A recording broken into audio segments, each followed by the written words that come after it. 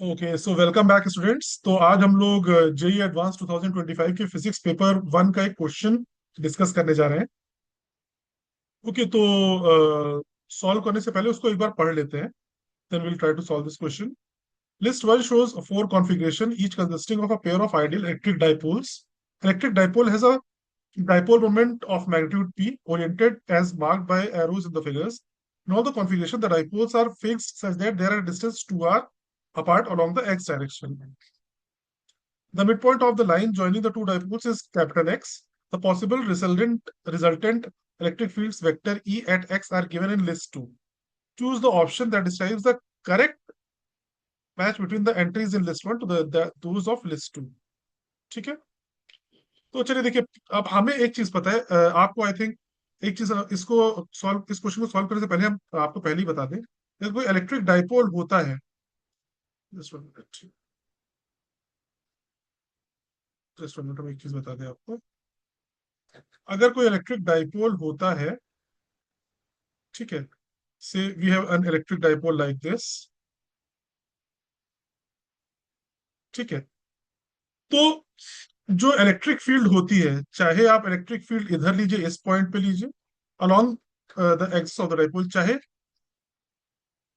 इस इधर लीजिए, मतलब क्लोज टू पॉजिटिव चार्ज लीजिए, चाहे क्लोज टू नेगेटिव चार्ज लीजिए, जो इलेक्ट्रिक फील्ड का डायरेक्शन होता है वो हमेशा किस डायरेक्शन में होता है? Along the along the dipole moment, ठीक है, अलोंग द डाइपोल मोमेंट ही होता है, ठीक है।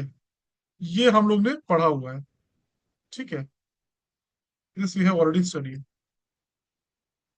और इसका मैग्नीट्यूड होता कितना है? इसका जो मैग्नीट्यूड होता है दैट इज इक्वल टू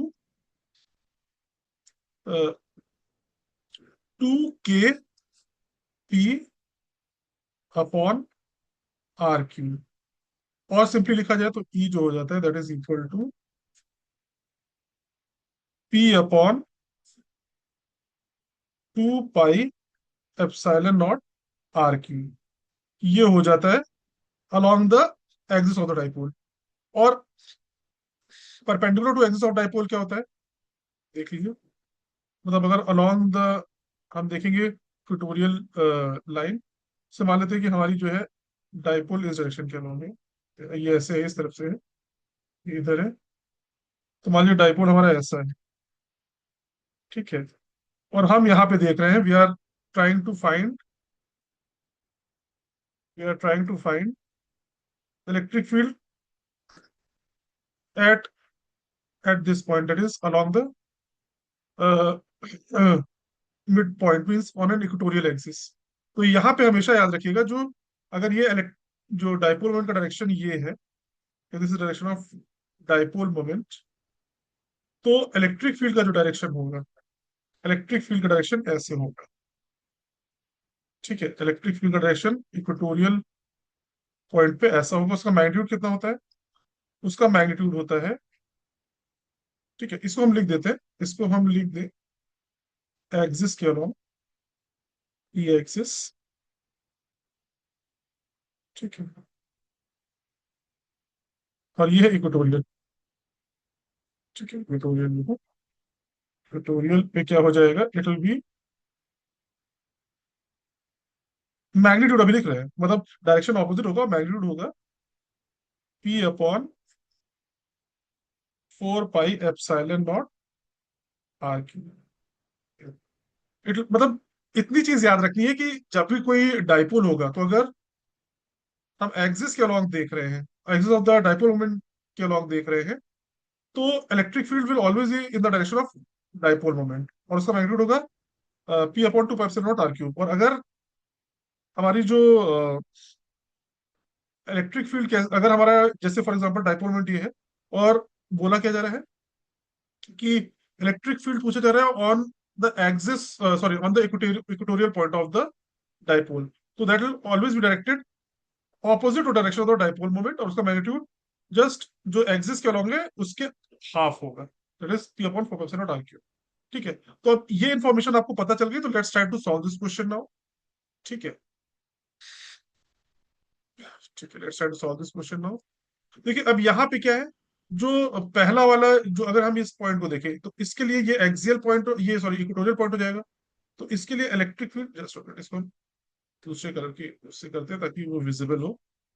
ठीक है, इसको हम इसको रेड कलर से करते हैं। तो देखिए जो लेफ्ट वाला है उसके कारण इलेक्ट्रिक फील्ड ऐसे होगी, ई वन ऐसे होगी। और जो, क्योंकि ये क्या है, इक्वेटोरियल पॉइंट है, इक्वेटोरियल पॉइंट पे ऑपोजिट डाइपोल मोमेंट होता है। और इसके कारण क्या होगा, इसके भी ऑपोजिट डाइपोल मोमेंट होगा, तो ये भी ऐसा ही होगा, ई टू ये हो जाएगा। बट ई वन और ई टू दोनों बराबर है, E one and E two are both equal. और वो है किसके बराबर, they are basically equal to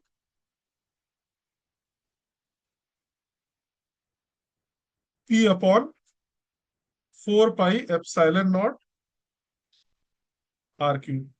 ठीक है, ये मैग्नीट्यूड हो गया। बट वेक्टोरियली क्या है, it is along negative x x, negative Y axis. तो नेगेटिव वाई एक्सिस के along p upon 4 pi epsilon naught are cube कोई है, that is minus p upon 4 pi epsilon naught are cube j के।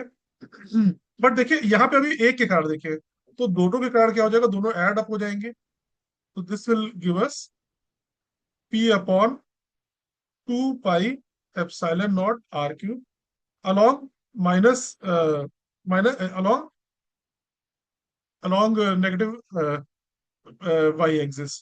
तो ये जो हमारा पहला वाला है, इसके लिए ये P जो है, P का जो आंसर होगा that should be equal to 2। ठीक है, तो हम इसको रब कर दे रहे हैं, ये वाली जो ये चीज हमने ये समझाने के लिए किया था, इसको अब रब कर देते हैं। Let's rub this thing.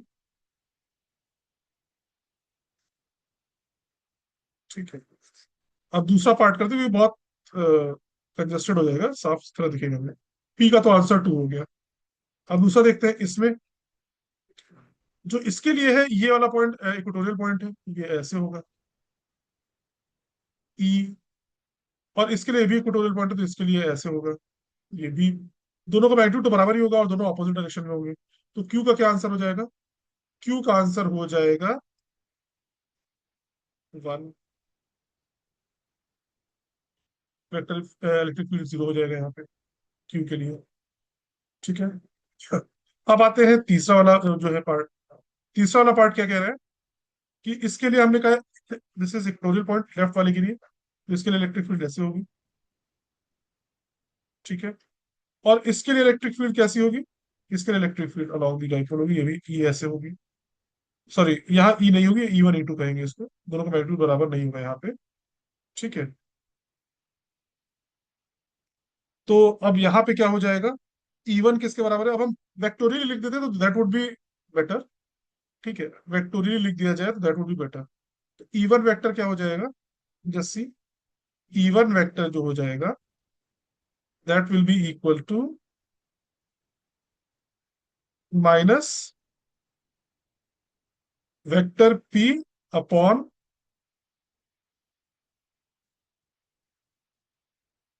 4 pi epsilon naught are cube. ठीक है, -4। ठीक है, ये आ जाएगा। और किस डायरेक्शन के अलॉन्ग, ये जे कैप, ये जे कैप है, ये पी के ऊपर वेक्टर लगाने की जरूरत नहीं है, माइनस पी कर दीजिए या फिर वो कर दीजिए, कोई नहीं, हम ऐसे कर देंगे, माइनस पी नहीं करेंगे इसको, ऐसे। ठीक है, तो ये आंसर हो जाएगा इसका, इस तरह से हम लिख देते, that would be more understanding. तो ये इसका आंसर हो जाएगा, -P/4 ई वन हो जाएगा। और ई टू क्या हो जाएगा, ई टू वेक्टर जो हो जाएगा that will be P/2 pi epsilon naught are cube I cap. या ये इसको हम ऐसे ही रखें, इसको 4 ही रहने दें, ऊपर 2 कर देंगे, इसको जो है 4 कर रखे और इधर 2 कर देंगे। तो जब दोनों को ऐड करेंगे तो इसका जो आंसर आ जाएगा आर का, अगर आप देखेंगे तो वेक्टर ई जो आएगा net, that will come out to be E one plus E two आएगा, E one vector plus E two vector आएगा। इज क्लियर, तो ये क्या हो जाएगा, this will be p upon 4 pi epsilon naught r³ 2 i cap -j cap. तो इसका क्या आंसर हो जाएगा? तो हमारा जो आर है उसका आंसर हो जाएगा 4। ठीक है, इसको रब कर देते हैं। लेट्स, ये आई थिंक आपको समझ में आ गया होगा। इसको रब कर दिया जाए। ठीक है, और लास्ट वाला है, अभी उस पे आते हैं हम। लास्ट वाला पार्ट जो है उसको भी देख लेते हैं। जो ये एस है, अब एस के लिए क्या पॉइंट हो जाएगा? एस के लिए ये पॉइंट जो है ये भी axial point, sorry axial point है तो इधर ही इलेक्ट्रिक फील्ड होगी ई। और इसके लिए भी एक्सियल पॉइंट है तो इसके लिए भी इलेक्ट्रिक फील्ड उधर ही होगी, ये भी E। दोनों का सेम मैग्नीट्यूड होगा तो ई नेट क्या हो जाएगा? 2E के बराबर हो जाएगा। That will be equal to 2 × 2P/4 pi epsilon naught r³ और किधर आई कैप के नाम। तो इससे क्या आ जाएगा? ये 2 और 2 चला जाएगा और ये चला जाएगा, तो इससे आंसर क्या आ जाएगा? P/4। इसका आंसर आ जाएगा P/पाई epsilon naught r³ i cap. ठीक है, तो इसका जो हमारा एस है उसका आंसर क्या हो जाएगा? एस का आंसर हो जाएगा 5। ठीक है, इस तरह से ये सारे पार्ट इसके सॉल्व हो जाएंगे। तो इसको प्राप्त कर देते हैं। ठीक है,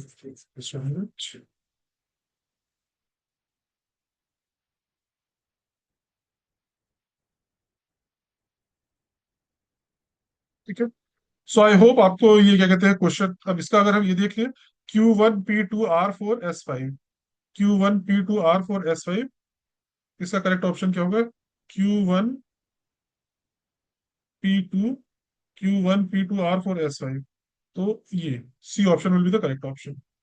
ठीक है, तो आई होप आपको ये क्वेश्चन समझ में आया होगा। बहुत डिफिकल्ट नहीं था, बस इसमें थोड़ा सा बस आपको डाइपोल मोमेंट और डाइपोल मोमेंट के डाइपोल के करस्पॉन्डिंग उनकी इलेक्ट्रिक फील्ड का डायरेक्शन क्या होता है और मैग्नीट्यूड क्या होता है, ये थोड़ा सा याद रहना जरूरी था। और इस सवाल में कोई दम नहीं था, बहुत ही इजी सवाल कहेंगे इसको। We can categorise it in the category of easy questions, not not at all difficult. ठीक है, सो आई होप आपको ये सवाल समझ में आया होगा। So we'll stop our discussion over here and we'll come up again with uh, such type of questions in the future as well. Goodbye.